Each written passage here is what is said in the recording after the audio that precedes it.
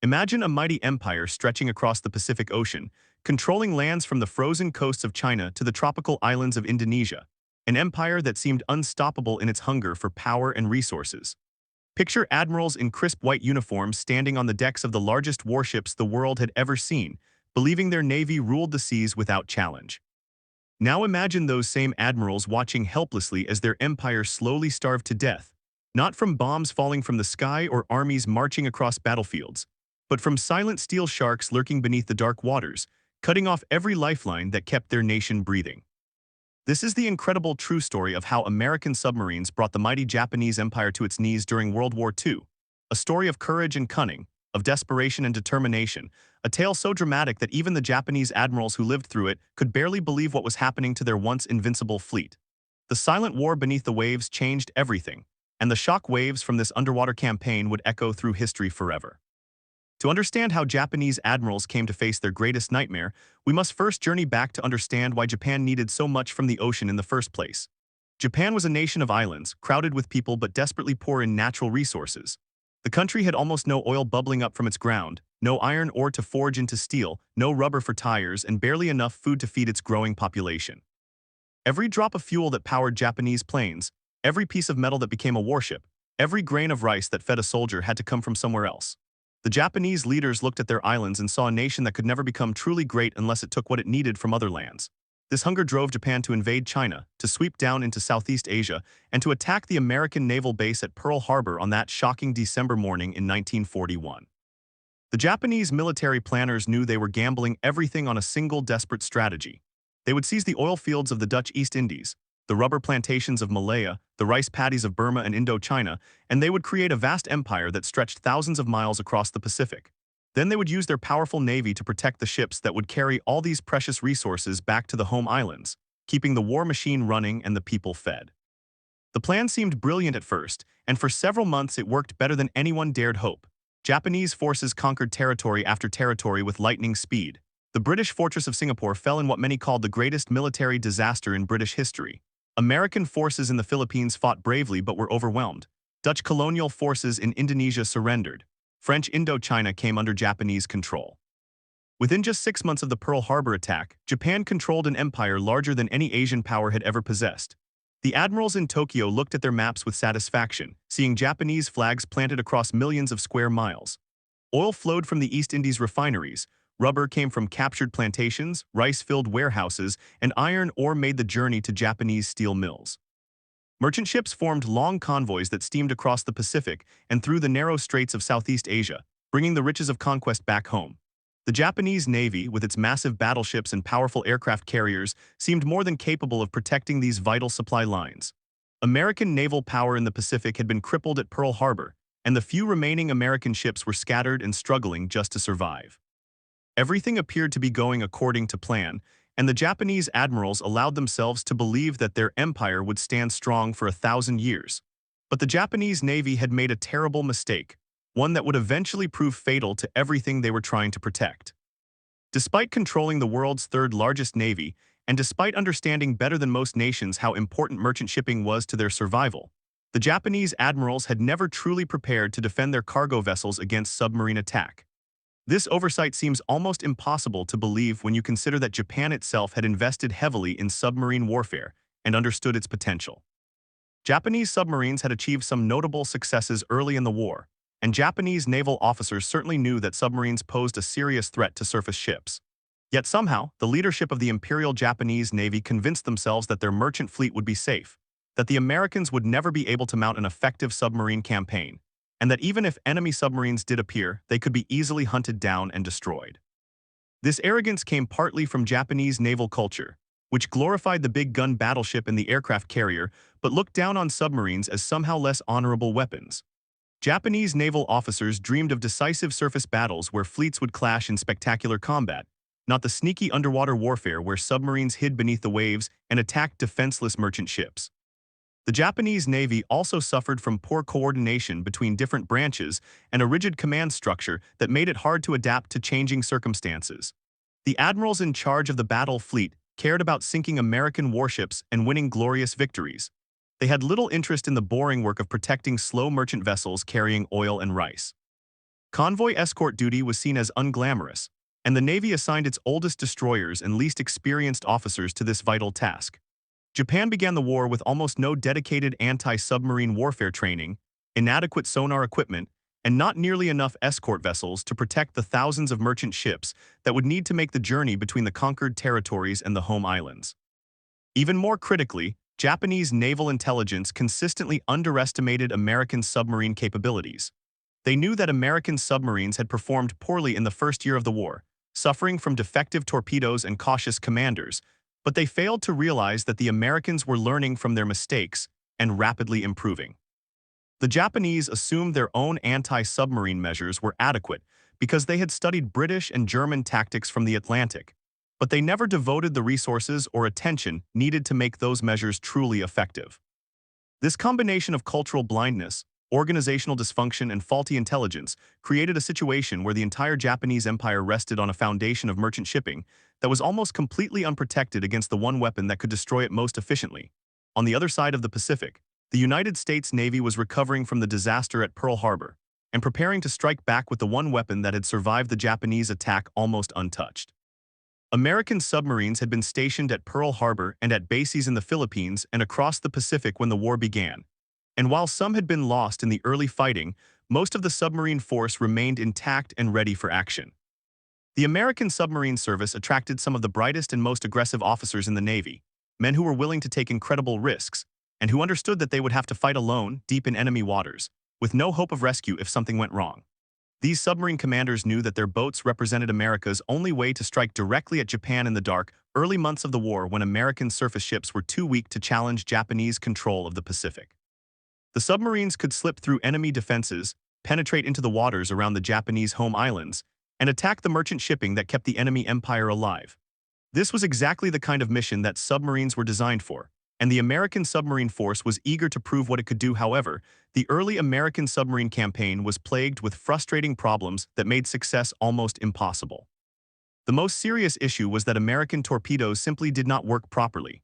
Submariners would stalk enemy ships for hours, maneuver into perfect firing position, launch their torpedoes, and then watch in agony as the weapons either ran too deep and passed harmlessly beneath their targets, or hit the enemy ship but failed to explode, or exploded prematurely before reaching the target. Submarine commanders sent report after report back to headquarters describing these torpedo failures, but the bureaucrats and engineers who had designed the torpedoes refused to believe that anything was wrong with their creations. They blamed the submarine crews for incompetence and insisted the torpedoes were functioning exactly as designed. This infuriating situation continued for almost 2 full years of the war, with brave submariners risking their lives to attack enemy ships only to have their weapons fail at the critical moment. The defective torpedoes had multiple problems, including a depth-keeping mechanism that made them run deeper than set, a magnetic detonator that exploded too early or not at all, and a contact detonator that often failed to trigger when the torpedo hit its target at the correct angle. Each of these problems had to be identified, acknowledged by the stubborn officials back home, and fixed through testing and redesign, a process that took far too long and cost the lives of many merchant sailors and submariners who died in battles that should never have happened. Adding to the torpedo troubles, many early American submarine commanders were too cautious, trained in peacetime tactics that emphasized safety and following strict rules rather than aggressive risk-taking. The Navy soon began replacing these careful commanders with younger, hungrier officers who were willing to take their boats deep into enemy harbors, who would stay on the surface to chase down targets, and who understood that in war you had to take chances to achieve results. Officers like Dudley Morton, Richard O'Kane, Eugene Fluckey, and Samuel Dealey became legends in the submarine service, racking up incredible numbers of enemy ships sunk and inspiring their crews to perform beyond what anyone thought possible. These aggressive new commanders also pushed hard to get the torpedo problems fixed, refusing to accept bureaucratic excuses and demanding weapons that actually worked. By late 1943, American torpedoes finally functioned reliably. The most cautious commanders had been replaced with aggressive hunters, and new submarines with better technology were joining the fleet in increasing numbers. Everything was finally coming together for the American submarine force to launch the campaign that would strangle the Japanese empire. As 1944 dawned, American submarines began operating with a new level of effectiveness that shocked the Japanese Navy. The submarines were now hunting in coordinated wolf packs, sharing information about enemy convoy locations and attacking together to overwhelm the weak Japanese escorts. American codebreakers had partially broken Japanese naval codes, allowing submarine commanders to know when and where enemy convoys would be traveling, turning what had been random hunting into precisely planned ambushes. New radar sets allowed American submarines to find targets at night, and in bad weather when Japanese lookouts were nearly blind. Improved torpedoes meant that when a submarine commander fired his weapons, enemy ships actually sank instead of sailing away undamaged. The combination of all these advantages transformed the American submarine force into a devastatingly efficient killing machine that prowled through Japanese-controlled waters like a plague of underwater predators. Japanese merchant ships that had sailed safely for months suddenly found themselves being torpedoed in waters they had thought were secure. Convoys that departed from Singapore or Manila, loaded with oil and raw materials, never arrived at their destinations in Japan, vanishing somewhere in the vast Pacific with all their precious cargo sent to the bottom of the sea. The Japanese admirals watched with growing alarm as their merchant fleet began to shrink at an alarming rate. Ships that had taken months or years to build were disappearing in minutes, torn apart by American torpedoes and dragged down into the dark depths. Experienced merchant captains and crews who could not be easily replaced were drowning in the cold Pacific waters. Cargoes that the Japanese war economy desperately needed were scattered across the ocean floor where they did nobody any good. The admirals ordered their convoy escorts to be more vigilant, to use better tactics, to hunt the American submarines more aggressively, but nothing seemed to work. The American submarines were simply too good, too numerous, and too well informed about Japanese ship movements. For every American submarine that Japanese forces managed to sink, 5 more appeared to take its place. The United States was building submarines faster than Japan could destroy them, while Japan was losing merchant ships faster than they could be replaced. The mathematics of this exchange spelled doom for the Japanese Empire, but even as the evidence mounted, many Japanese admirals refused to believe how serious the situation had become. They told themselves that the losses were temporary, that better anti-submarine measures would soon be implemented, that the tide would turn back in their favor. They were wrong about all of it. The most critical supply route for the Japanese Empire ran from the oil fields and refineries of the Dutch East Indies, through the South China Sea, past the Philippines, and up to the home islands of Japan. This route carried the petroleum that powered Japanese aircraft, warships, tanks, and trucks. Without oil flowing constantly along this route, the entire Japanese military machine would grind to a halt within weeks.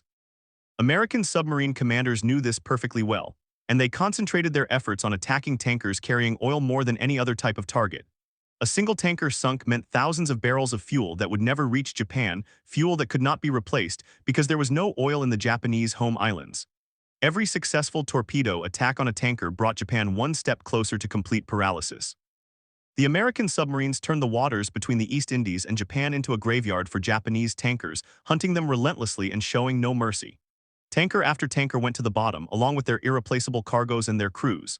The Japanese tried sailing tankers at night, tried different routes, tried stronger escorts, but the American submarines adapted to every countermeasure and continued their deadly harvest.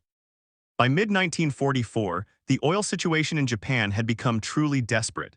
The great naval base at Singapore was surrounded by oil fields producing millions of barrels. But that oil was becoming almost worthless because it could not be safely transported back to Japan where it was needed.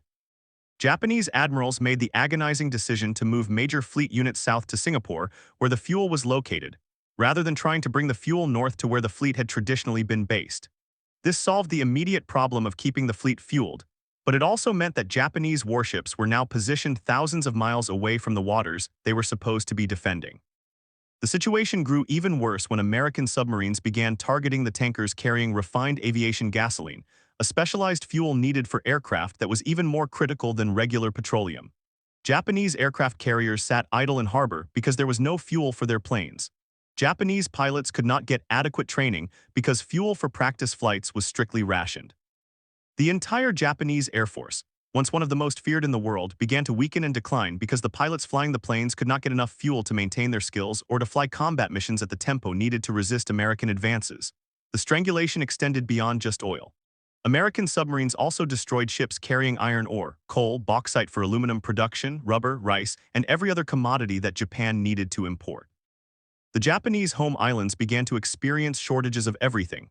Factories could not get raw materials and had to slow production or shut down entirely. People could not get enough food, and rationing became increasingly severe. The government tried to maintain morale by hiding the true extent of the crisis, but everyone in Japan could see that things were getting worse month by month.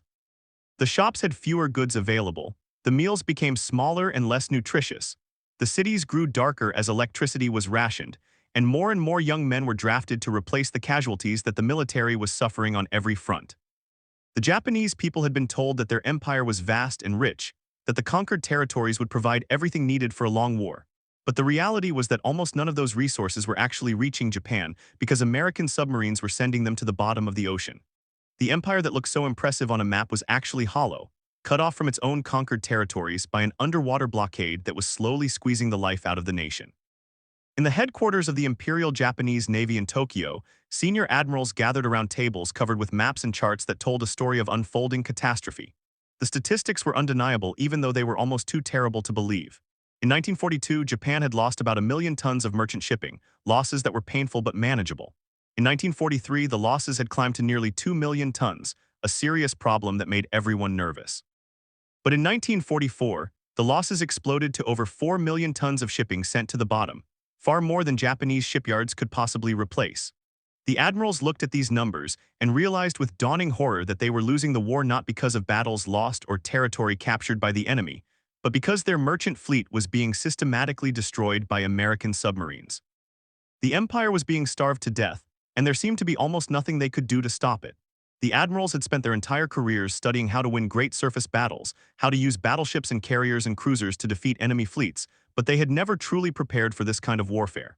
They were watching their nation die from 1,000 cuts, each one delivered by a silent submarine torpedo striking some merchant ship far from any battlefield. Some admirals proposed desperate measures to address the crisis.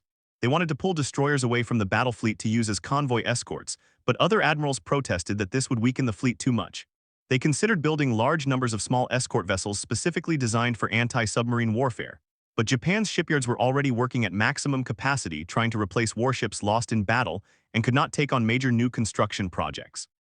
They thought about implementing a comprehensive convoy system like the British had used so successfully in the Atlantic. But Japan lacked enough escort vessels to protect all the convoys that would be needed, and the rigid Japanese military bureaucracy made the kind of coordination required almost impossible to achieve. Every proposed solution ran into obstacles of resources, organization, or time. The admirals were trying to fix in months a problem that should have been addressed in the years before the war began, and they were discovering that some mistakes simply cannot be undone once you realize you have made them. The American submarine campaign had exposed fundamental weaknesses in Japanese strategy and organization, weaknesses that had always been there but had been hidden during the early victorious months of the war. Perhaps most shocking to the Japanese admirals was the realization that American submarines were operating with an effectiveness that far exceeded what Japan's own submarines had achieved.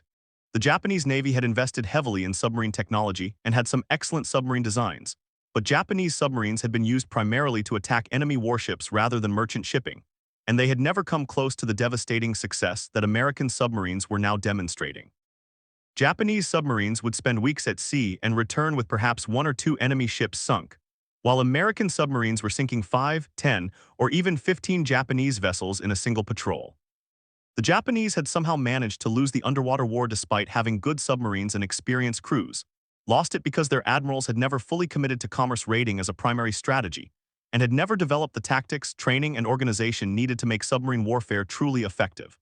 Now they were paying the price for that failure as American submarines used against Japan the very strategy that Japanese submarines should have been using against America. The irony was bitter, but recognizing it did nothing to solve the crisis that was strangling the empire. As 1945 began, the Japanese military leadership knew that time was running out. The Americans had captured islands close enough to Japan to base their bombers, and massive air raids were beginning to burn Japanese cities. The Soviet Union looked likely to enter the war against Japan at any moment.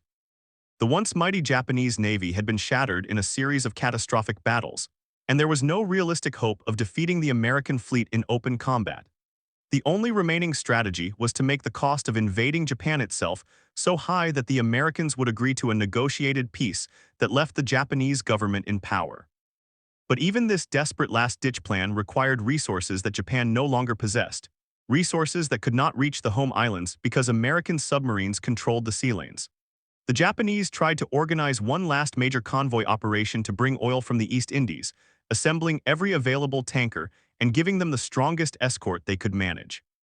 American submarines were waiting for them, informed of the convoy's route by codebreakers, and they tore into the formation like wolves among sheep. Tanker after tanker burst into flames or broke apart and sank, the precious oil spreading across the ocean's surface in rainbow slicks that marked where Japan's last hopes were dying.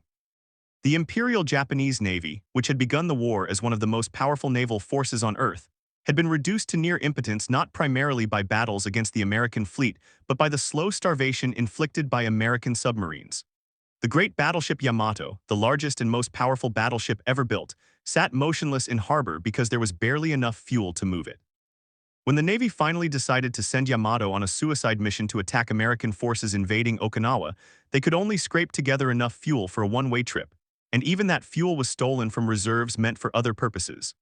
Yamato never reached Okinawa anyway, sunk by American aircraft before it could accomplish anything meaningful, a symbol of how completely Japan had lost control of the seas. Aircraft carriers that had struck Pearl Harbor now sat silent and empty because there was no aviation fuel for their planes and no trained pilots to fly them. Cruisers and destroyers remained tied to docks, their crews reassigned to fight as infantry because the ships had no fuel to operate. The submarine blockade had achieved what no surface battle could have accomplished, reducing the Japanese Navy to a hollow shell that existed on paper but could no longer effectively fight. On the home islands, the Japanese people were slowly starving as the submarine blockade prevented food imports from reaching them. Rice rations were cut again and again until people were surviving on barely enough calories to sustain life. Factory workers were too weak from hunger to work effectively, reducing industrial production even further. Diseases related to malnutrition began to appear in the civilian population. The government tried to compensate by forcing farmers to give up more of their crops, but Japanese agriculture had never been able to feed the entire population even in peacetime, and demanding more from farmers who had no fertilizer or equipment just made things worse. Children went to bed hungry every night, their parents unable to give them enough to eat. The great empire that was supposed to bring prosperity to Asia was collapsing into famine and misery, all because American submarines had cut the lifelines that connected Japan to the territories it had conquered. The admirals who had launched the war with such confidence now had to watch their own people suffer the consequences of their failure to protect the merchant fleet that everyone's survival depended upon.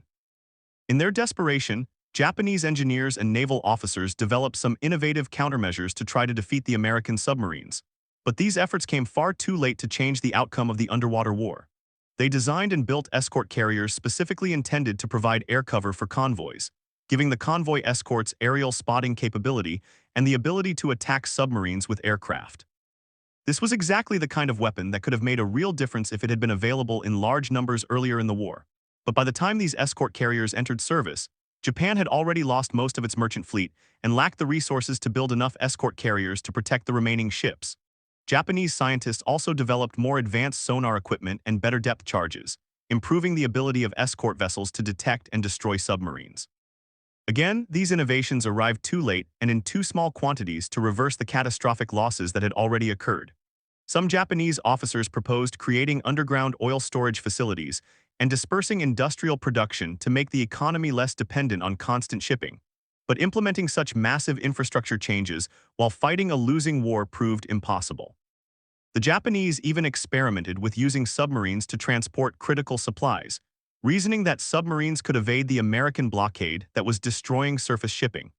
They converted several large submarines to carry cargo instead of torpedoes, creating underwater freighters that could smuggle small quantities of vital materials back to Japan. These submarine cargo runs did achieve some success, slipping past American patrols and delivering rubber, tin, and other critical materials that could not be obtained any other way. However, submarines were expensive to build and operate, carried only a tiny fraction of what a merchant ship could transport, and required scarce skilled crews that were needed for combat operations. Using submarines as cargo vessels was a sign of how desperate the situation had become, not a viable solution to the supply crisis. It was like trying to fill a swimming pool using a teaspoon when what you really needed was a fire hose. The fundamental problem remained that Japan needed to move millions of tons of materials across thousands of miles of ocean, and American submarines had made that impossible no matter what countermeasures the Japanese tried. Perhaps the most telling indication of how thoroughly the American submarines had won the underwater war was that by the spring of 1945, there were hardly any worthwhile targets left for them to attack. The Japanese merchant fleet had been so thoroughly destroyed that American submarines had to hunt for days just to find a single enemy cargo ship.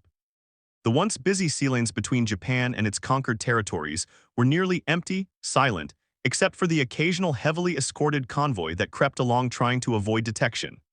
American submarine commanders who had grown accustomed to finding targets everywhere now radioed back to base complaining that there was nothing left to sink. The destruction was so complete that some submarines were reassigned to other duties like landing special forces, conducting reconnaissance, or rescuing down pilots, simply because commerce raiding no longer offered enough targets to keep all the submarines busy. The Japanese Empire had been isolated from its own conquests, turned into a group of islands that were cut off from the resources they desperately needed, surrounded by enemies and waiting for the inevitable end. The final shock for Japanese admirals came when they had to acknowledge publicly that the submarine blockade had made it impossible for Japan to continue fighting effectively. At the highest levels of government and military leadership, officials began to admit what had been obvious for months to anyone willing to see the truth. Japan could not feed its people, could not fuel its military, could not obtain the raw materials needed for war production, and had no realistic way to break the stranglehold that American submarines had clamped around the nation's throat. Even if Japan somehow managed to defeat an American invasion of the home islands, which seemed increasingly unlikely, the submarine blockade would ensure that the Japanese people would slowly starve and the economy would completely collapse. There was no path to victory, no strategy that could reverse the catastrophic situation that the nation found itself in. Some admirals had understood this for a year or more but had been unable to speak the truth because Japanese military culture made it almost impossible to admit defeat or failure. Others had genuinely believed that Japan could still find a way to survive, trusting in the fighting spirit of the Japanese people and the supposed invincibility of the homeland. Now even the most optimistic had to face reality. When the atomic bombs fell on Hiroshima and Nagasaki in August 1945, they provided the Japanese government with a face-saving justification for surrender, a reason to end the war that did not require admitting that Japan had already been defeated by more conventional means. The atomic bombs were terrible and shocking, but they actually killed fewer people than the massive firebombing raids that had been burning Japanese cities for months. What the atomic bombs did was give Japanese leaders a way to explain surrender to their people and to their military without having to say that they had been beaten by a strategy as unglamorous as submarine warfare.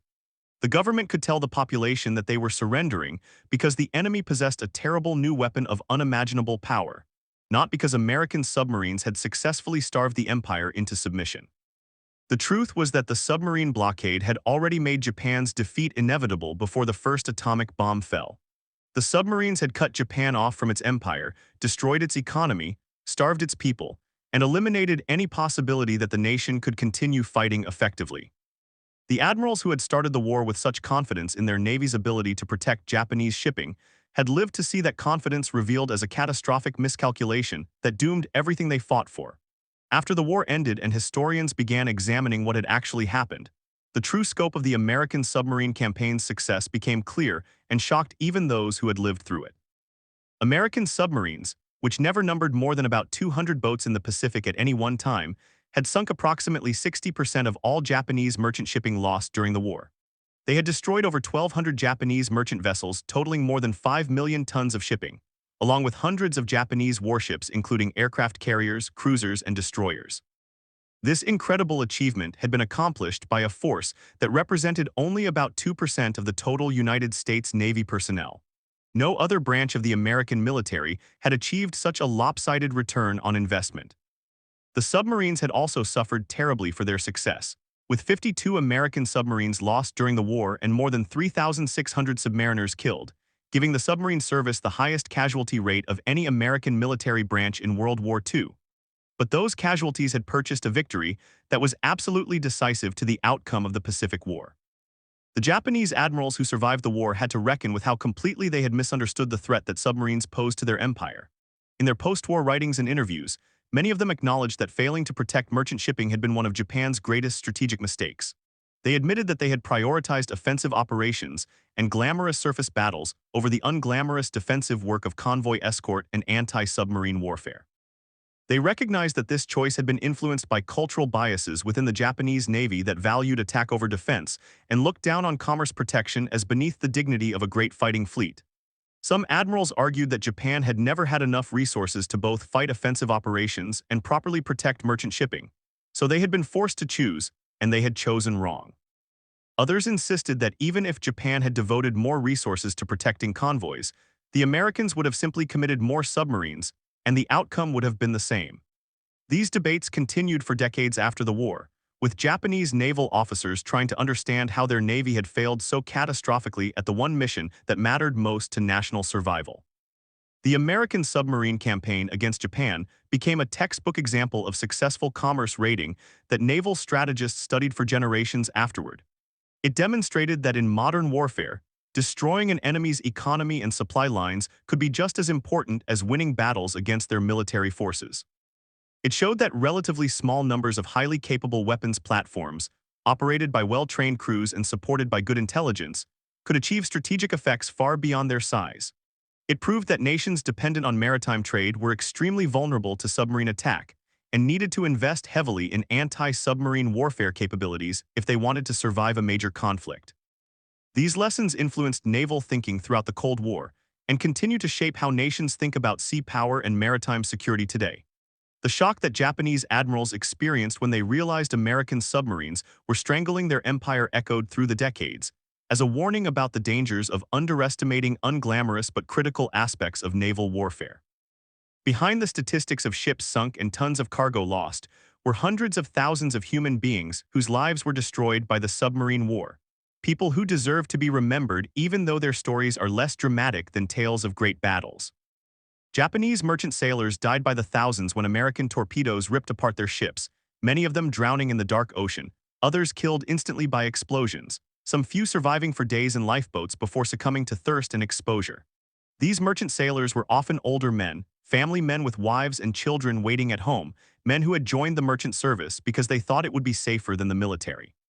They found themselves on the front lines of the war anyway, sailing through waters infested with submarines, knowing that each voyage might be their last.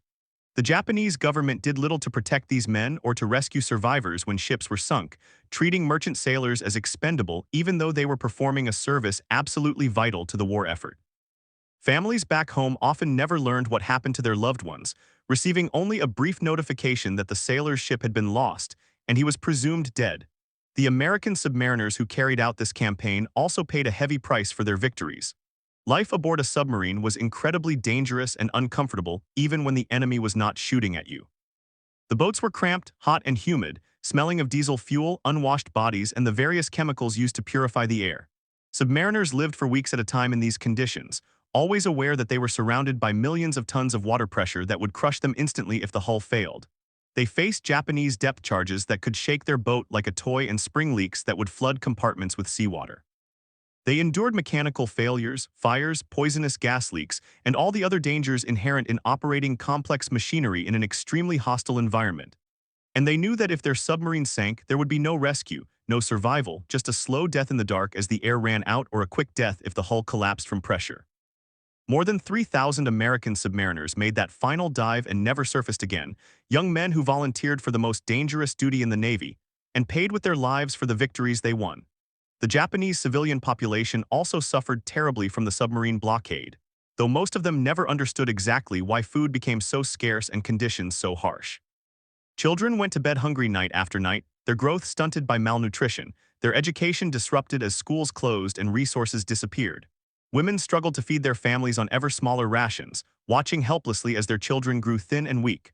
Old people who could not work received even smaller rations than workers and often starved quietly without complaint, accepting that the young needed food more than they did. Factory workers tried to keep industrial production going despite being dizzy from hunger, causing accidents and injuries as their weakened bodies could not safely operate heavy machinery. Disease spread through malnourished populations, killing people who would have survived if they had been properly fed. All of this suffering was a direct result of the American submarine campaign that prevented food and supplies from reaching Japan. Yet it was suffering that was almost never discussed in histories focused on battles and military operations. The submarine war killed through starvation and deprivation as much as through torpedoes and explosions, and those deaths were just as real even if they were slower and less dramatic.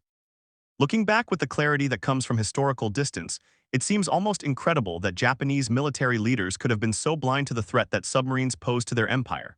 They had all the information they needed to understand the danger. They knew that Japan was totally dependent on imported resources.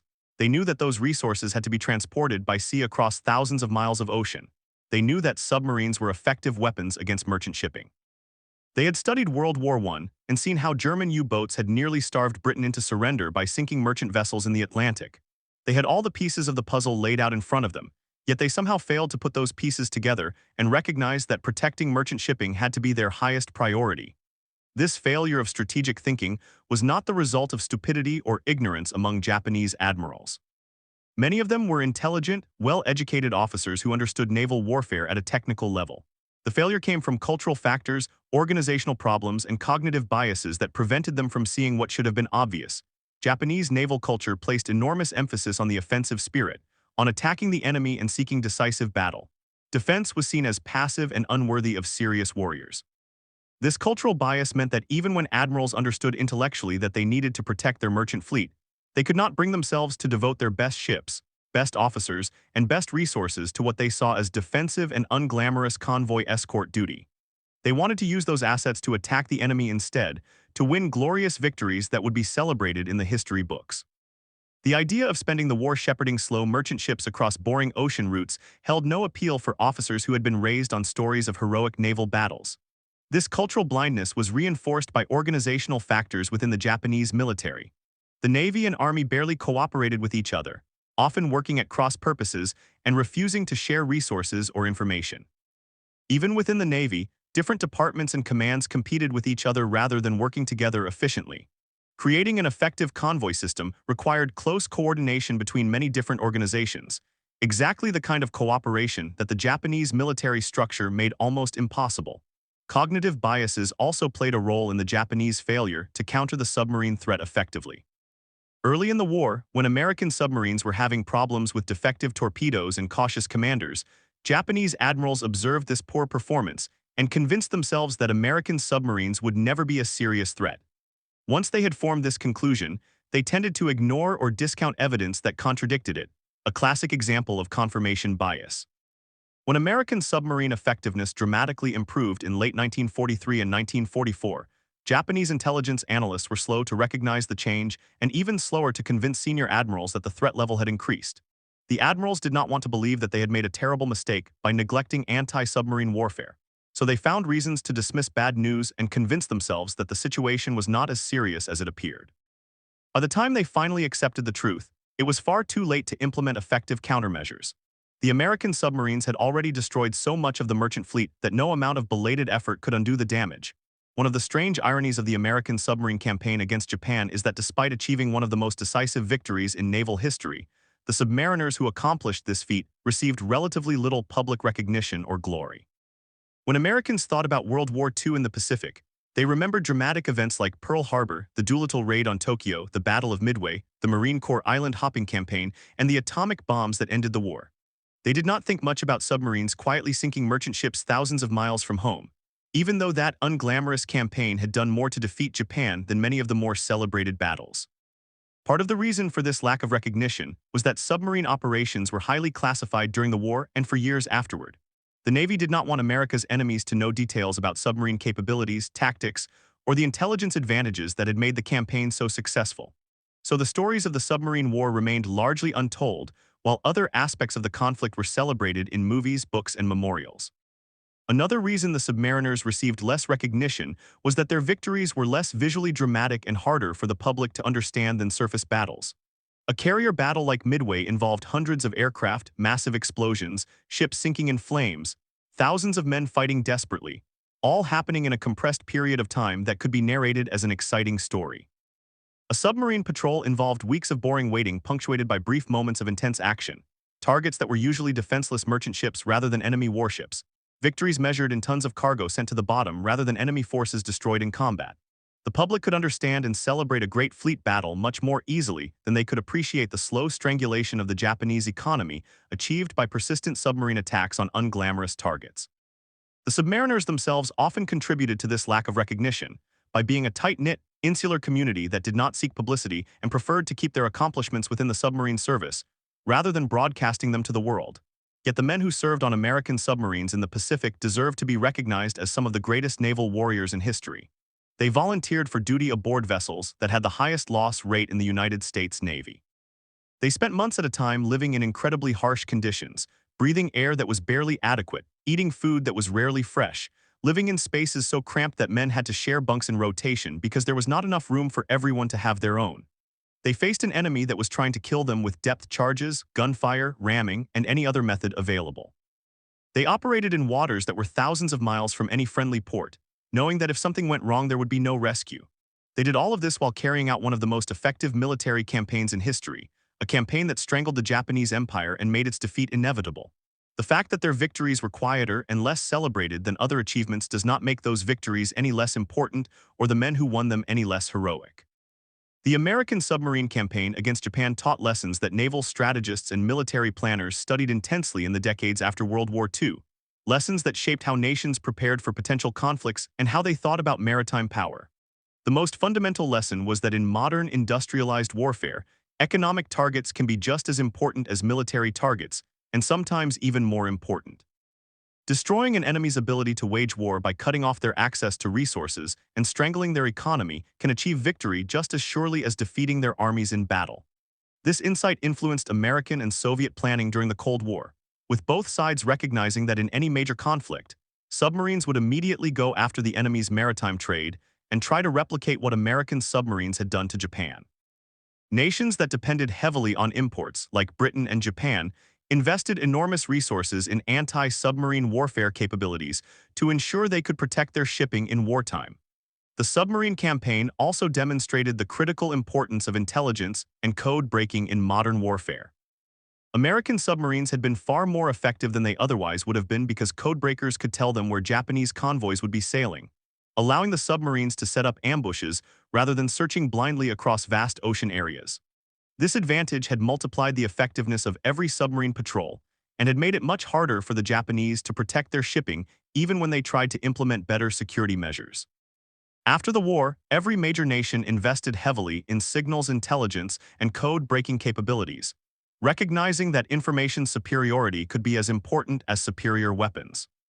The intelligence lessons from the submarine war also emphasized the importance of communications security, leading to the development of more sophisticated encryption systems and better operational security procedures to prevent enemies from reading your messages the way Americans had read Japanese naval codes. Perhaps the most specific tactical and operational lesson was the importance of convoy escort and anti-submarine warfare for any nation dependent on maritime trade. The Japanese had learned this lesson in the hardest possible way, and after the war, the Japanese Maritime Self-Defense Force became obsessed with anti-submarine warfare, developing some of the world's most sophisticated capabilities for hunting submarines. Other island nations and nations dependent on maritime trade took the lesson to heart as well, investing in specialized anti-submarine ships, maritime patrol aircraft, advanced sonar systems, and extensive training for crews who would have to protect merchant shipping in wartime. The North Atlantic Treaty Organization devoted enormous resources during the Cold War to developing tactics and technologies for protecting convoys crossing the Atlantic against Soviet submarines, directly applying lessons learned from the Pacific submarine campaign against Japan. In a very real sense, the shock that Japanese admirals experienced when they realized American submarines were destroying their merchant fleet echoed through the following decades, shaping how navies around the world prepared for maritime warfare. As we reach the end of this remarkable story, we must reflect on the strange and tragic way that the mighty Japanese Empire met its doom. The admirals who had launched their nation into war with dreams of glory and conquest, who had captured territories spanning thousands of miles and had defeated Western colonial powers, watched their empire slowly dissolve not through dramatic battlefield defeats, but through the quiet, persistent work of submarines operating beneath the waves.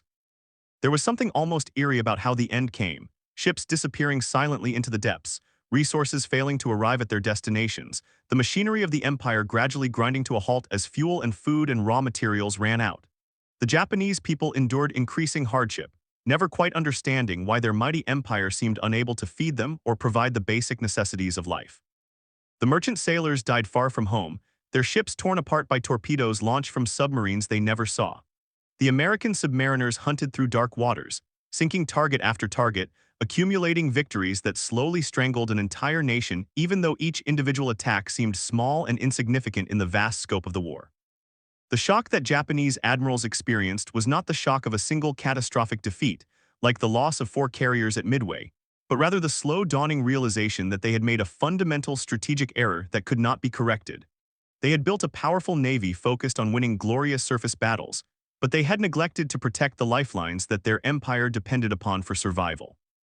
They had assumed that their merchant fleet would be safe enough, that American submarines could never be effective enough to truly threaten Japanese maritime trade, and they had been catastrophically wrong about both assumptions. By the time they recognized their error, it was too late to fix it. The merchant ships were already sinking faster than they could be replaced, the resources were already failing to reach Japan, the economy was already collapsing, and the empire was already dying. All they could do was watch helplessly as the consequences of their miscalculation destroyed everything they had fought for, a slow-motion catastrophe that they were powerless to prevent.